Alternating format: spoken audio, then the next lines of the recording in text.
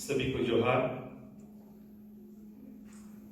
झारखंड अखाड़ा के अश्वनी कुमार पंकज सर जी और वंदना टेटी जी, इनको मैं सलाम करूंगा कि इन्होंने सारे भारत के जो ट्रैवल साहित्यकार हैं, इनको उनके साथ साथ में हमें जो बड़े भाई मिले जवान मोहम्मद हकीम सर, उनको यहाँ मैं सलाम करना चाहता हूँ कि उनके जरिए यहाँ भारत के सभी बोली भाषा में लिखने वाले साहित्यकार कवि इस कश्मीर के इलाके में आए।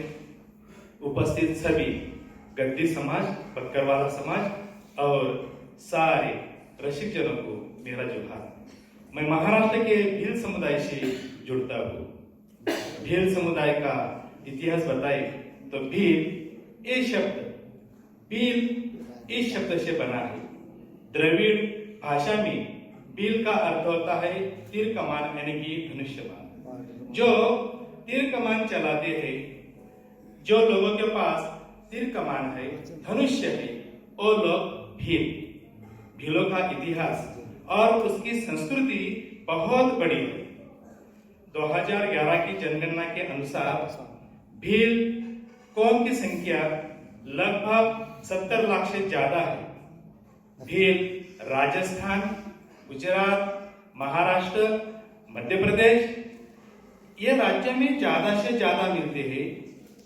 उनके नीचे कहा जाए तो अभी अभी जो बहनाने जो त्रिपुरा से जुड़े हैं, अंग्रेजों ने जो भीलों को महाराष्ट्र और मध्य प्रदेश से उठाकर चाय बागान के लिए और मजदूरी काम के लिए त्रिपुरा में लेकर आए।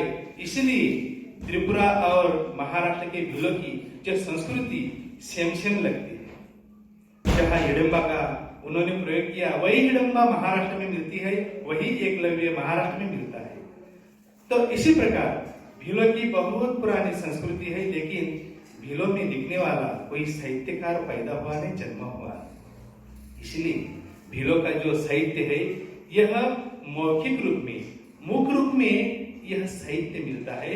लिखित रूप में जो कलम से लिखने वाला रूप में भीलों का साहित्य नहीं मिलता। अभी अभी 1970 के बाद में जो पहाड़ी इलाका है, देहाती इलाका है, वहां शिक्षा का माध्यम गया और उस इलाके से भील लोग पढ़ने लिखने लगे।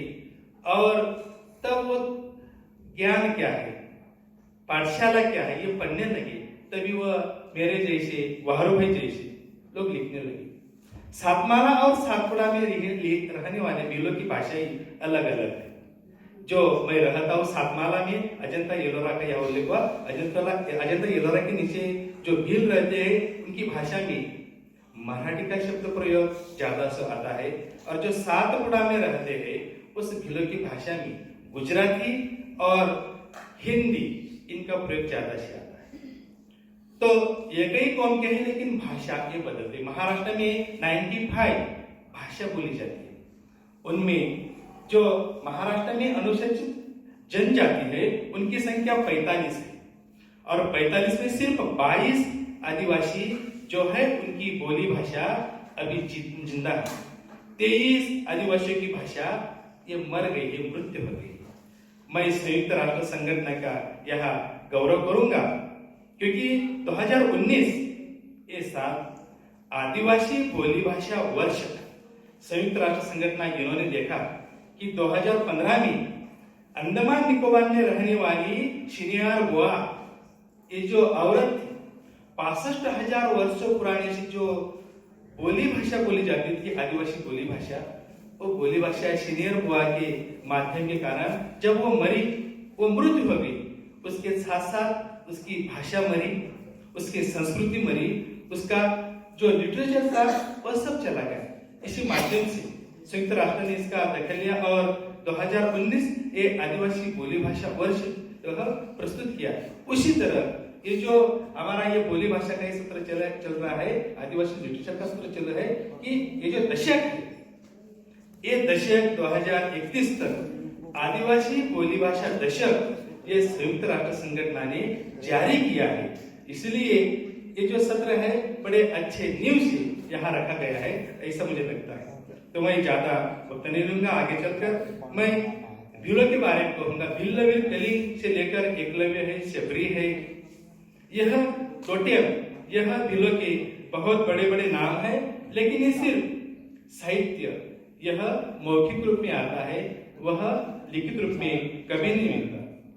वाहरू दादा भीलों की शादी कैसी है उसके बारे में बोलेंगे, भील संस्कृति बोलेंगे, लेकिन मैं उनसे जरिए बोलता हूँ कि संस्कृति का मतलब जीवन था।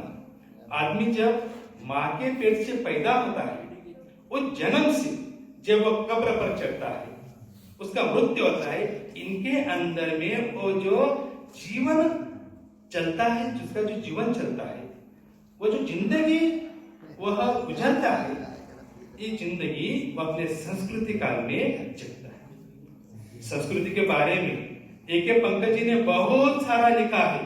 उन्होंने तो, मैंने वो जो PhD के माध्यम से मैं देखा कि 14 अरब साल से पृथ्वी का निर्माण हुआ और उसके बाद में 70 लाख वर्ष में यहाँ आदमी पैदा हुआ। उनसे लेकर जो जो काल आए, कुत्ता युग से लेकर, तांबा युग से लेकर, पीतल युग से लेकर, वह मोहनजोदड़ो युग से लेकर यह 1700 साल तक पहुंच गई। यह बहुत बड़ा इतिहास है। ये 5 मिनट के सत्र में यह मुझे बताना बहुत मुश्किल होगा, लेकिन जो हमारी भीली बोली है, भीली भाषा, ये बहुत मीठी बोली है।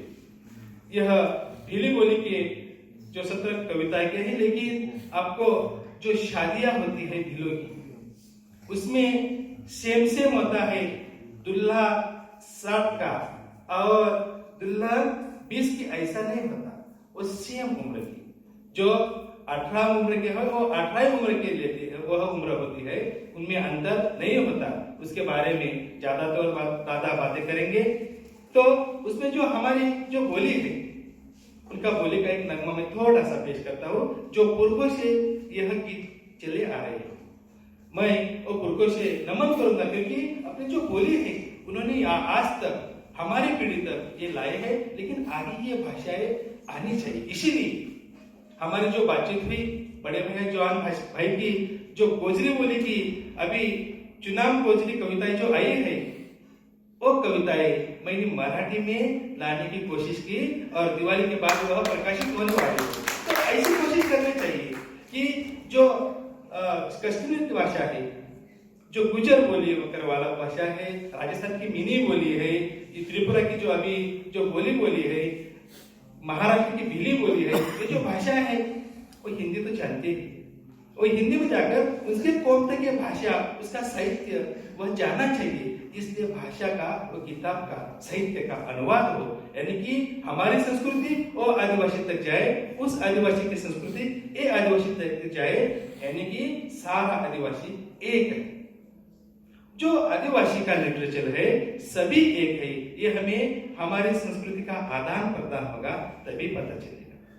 मैं तो इसके ऊपर ही मेरा खुद का विचार है, किसी के मन में वो बचे। तो देखो कि आगे चलकर हमारे महाराष्ट्र में तो बेटियों की बहुत कमी है। आगे चलकर आदिवासी का जो रोटी बेटी व्यवहार ये भी होना चाहिए, तभी अलग अलग जो आदिवासी जो जनजाति है वो एक से आगे चलकर उनको बहुत समय लग सकता है। उसमें मैं ज्यादा फुलर लगते हुए मेरी भीली बोली का एक नगमा में पेश करता हूँ, जो शादी में गाया जाता है। अथानी कैरी तथानी कैरी, कैरी झोका खाइए। अथानी कैरी तथानी कैरी, कैरी झोका खाइए। कैरी टुटनी खड़क फुटना, जुई जुई पानी वाइए। कैरी टुटनी खड़क फुटना, जुई जुई पानी वाइए। जुई जुई पानी वाय तटे, रत्तन धोबी धोइए। जुई जुई पानी वाय तटे, रत्तन धोबी धोइए। रत्तन धोबी धोय तटे, कश्याना बजार ये।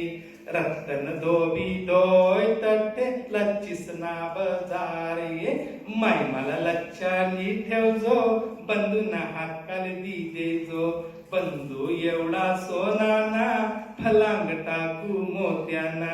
हाई आंबा तो आंबा, तो देखिए ये जो पुरखों के गीत जो भाषा है, जो हमारी आदिवासी भाषा में बहुत बड़ी मिठास है, लेकिन तब तो कलम नहीं, मुखों से ये भाषा एक पीढ़ी से अलग पीढ़ी तक, दूसरी पीढ़ी तक ये आई है।